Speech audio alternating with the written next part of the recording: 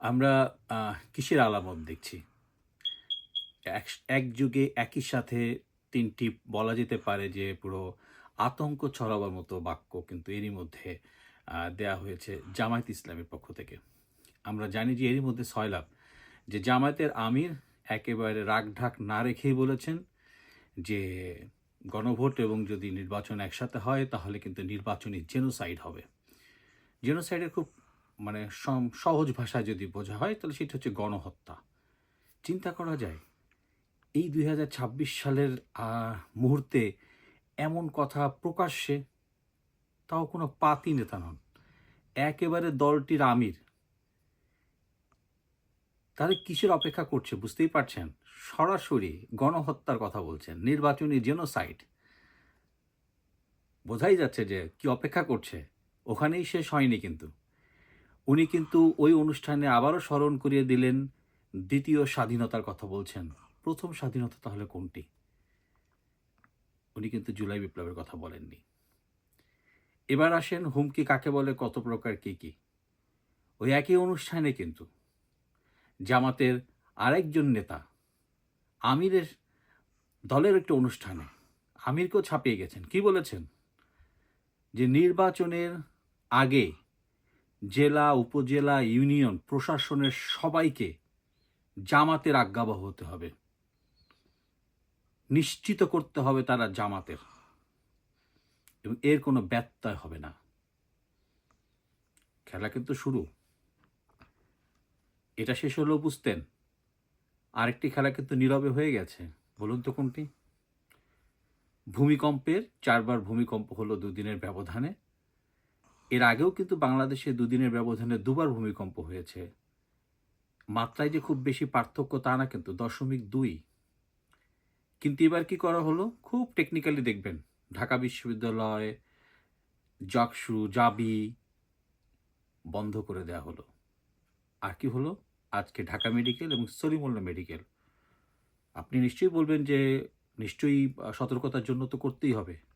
আপনি বললেন nobody nose, এটা তো সম্পূর্ণ প্রাকৃতিক। এটা তো আল্লাহই জানেন একমাত্র কখন হবে। তার জন্য এটিকে বন্ধ করে দেওয়া হলো। আপাতদৃষ্টিতে সাধুবাদ পাওয়ার মতো একটি ব্যাপার। কিন্তু খুব লক্ষ্য করে দেখবেন যে প্রতিটি বিশ্ববিদ্যালয়ের শীতকালীন ছুটি অপেক্ষা করছে কিন্তু ডিসেম্বরের ১ম সপ্তাহ থেকে। ১ মাসেরও অধিক সময়। এবং আরও যদি লক্ষ্য করে দেখেন যে হুমকির ভাষায় বলেছিল কে? আসিফ মাহমুদ সজীব ভুঁইয়া যে তিনি মিলিশিয়া বাহিনী গঠন করা হচ্ছে, তারা ট্রেনিং নিচ্ছে। অর্থাৎ নির্বাচনের আগেভাগে এমন একটা পরিস্থিতি, এমন একটা পরিবেশ তৈরি হয়েছে, আতঙ্ক কিন্তু সবখানে। তাই না? বিএনপি রাজরুহুল কবির রিজভী আহমেদ তিনি বলছেন যে কেন তারা আতঙ্ক ছড়াচ্ছে বুঝে উঠতে পারছেন না। খুব স্বাভাবিক, এই নির্বাচন জামাত ইসলামী হতে দিবে? সে তো শুরু থেকেই বলছে তারা হতে দিবে না। আপনি বডি ল্যাঙ্গুয়েজ বোঝেন না? তাদেরই পোষ্য দল এনসিপি, বডি বোঝা যায়?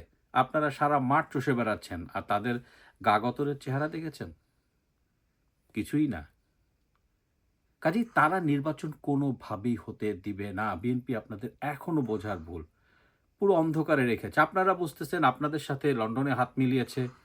সেনাকুঞ্জে বিএনপি চেয়ারপারসনের সাথে হাসিমুখে কথা বলেছেন। This is doctor Yunus. এখনো চিনতে পারেন নাই।